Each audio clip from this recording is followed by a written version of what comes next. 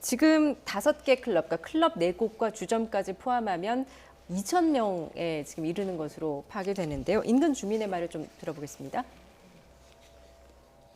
엄청나게 많이 오고 골목에 사람 손님이 꽤 많다고. 몇 명 정도? 수백 명이야, 수백 명. 아, 여기 뭔 일이 한번 벌어지겠다는 생각은. 예, 이런 유흥시설에서 확진자가 발생을 하면 어려운 부분이 이 네. 불특정 다수이기도 하고 또 그 감염자를 가려내는 게 또 힘들잖아요. 맞아요. 예. 그러니까 왜냐하면 아까도 잠깐 제가 언급해드렸지만 유흥업소에 오신 분들이 모두 다 자기 카드를 사용하는 게 아니에요. 그리고 예. 대표를 한 명만 사용하고 나머지는 또 사용 안 할 수도 있는 거 아니겠습니까?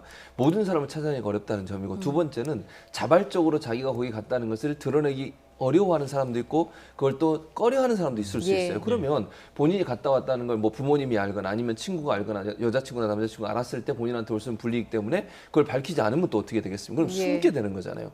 그러면 지금 현재 문제가 되는 건 증상이 있으면 다행이지만 무증상 상태에서 감염이 된다고 하는 게 전반적인 분석인데 만약에 증상 없이 감염된 상태에서 다른 사람에게 옮길 가능성은 충분히 있는 거 아니겠습니까? 네. 그러니까 모든 사람을 100% 찾아낼 수 없는 상황이라고 하면 이것이 또 다른 지역사회 감염으로 확산될 위험성을 내포하고 있다는 게 문제라고 보는 겁니다. 예. 그래서 클럽이나 이런 이 공간들은 더더욱 주의를 해야 되는 것 같고요. 또 뭐 다 대부분 거기 클럽 갔다 오신 분들이 대부분 말하는 게 뭡니까? 마스크를 착용하고는 있지만 뭐 너무 답답하니까 턱으로 내려서 쓰는 경우, 그러니까 입이 다 개방되는 경우가 많다고 하고요. 두 번째는 쓰지 않는 사람도 많다고 그래요. 예. 또 하나 클럽 안에서는 이제 잔을 같이 공유하는 경우도 많고 음식을 공유하는 경우도 많다라고 이미 언론에 보도가 된 상태입니다. 예. 그러면 훨씬 더 빠르게 감염이 됐을 가능성이 있다는 거예요. 만약에 이 20대와 30대 이 두 사람이 확진된 게 감염된 게 클럽이 맞다고 하면 그 클럽 안에서 엄청나게 많은 사람이 감염됐을 가능성을 우리가 예견해 볼 수 있어서 빠른 시간에 이 사람들을 찾아내야 되는데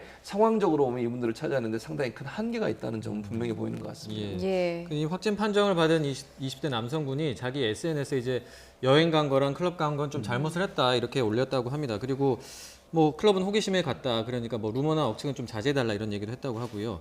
그리고 역학조사에 이제는 철저하게 임하겠다 이렇게 또 얘기를 했다고 하니까 이 부분 좀 긍정적으로 볼 수 있는 거죠. 예, 맞습니다. 지금 가장 걱정되는 게 그 특정 그 성적 편견을 가진 네. 처음에 언론에 언급이 됐어요. 그래서 그런 것들은 좀 자제할 필요가 있을 것 같고 어떻게 보면은 그런 그 우리가 편견을 가지게 되면 낙인 효과가 있거든요. 예. 숨어버릴 수가 있기 때문에 그런 보통 일반적인 그 클럽이라고 생각하시고 그다음 특정한 경우에는 접촉자가 없을 경우에는 그 정보 공개도 일부 비공개도 하고 있습니다. 지금은 그래서 그런 것들도 개인 사생활 보호가 좀 필요하지 않을까 생각이 듭니다. 사실은 우리가 이게 굉장히 투명한 공개도 좋지만 이게 확진자가 다수 발생하거나 사회적으로 좀 약간 문제가 있을 경우에는 일부는 이제 고려해가지고 비공개로 하면서 확진자가 빨리 우리가 발견할 수 있도록 그렇게 협조하는 것도 좀 협조를 얻는 것도 도움이 될 것 같습니다. 예, 지금 이 환자가 다녀간 그 클럽들이 성소수자 클럽이 포함이 돼 있기 때문에 뭐 자칫 편견을 가졌다가는 이곳에 대한 역학조사가 어려울 수 있겠다라는 그렇죠. 지적이신 것 같아요. 맞는 말씀이에요. 예. 정말 이분도 그렇게 얘기하잖아요. 본인이 거기 가서 호기심에 갔다 오는데 이게 그래서 언론들이 보도를 할 때 좀 주의를 하셔야 돼요. 이게 너무 선정적으로 보도가 돼버리면요. 낙인 효과 생기고 그렇게 되면 네. 사람들이 숨게 되면 역학조사가 안 돼요. 그다음부터는 협조를 안 하잖아요. 예. 갔다 왔음에도 불구하고 안 갔다고 얘기할 것이고요. 또 그곳에 나는 없었다고 얘기하다가 만약 그 사람이 감염이 됐으면 또 어떻게 하겠습니까? 그럼 격리를 시키거나 치료를 받아야 되는데 치료하지 못한 상태에서 지역사회에 계속 감염을 확산시킬 수 있는 요인으로 작용할 수 있기 때문에 절대로 이 부분에 대해서는 낙인 효과를 찍거나 아니면 비판적 입장에 서면 안 돼요. 그리고 비밀도 보장이 드려야 된다고 저는 봅니다.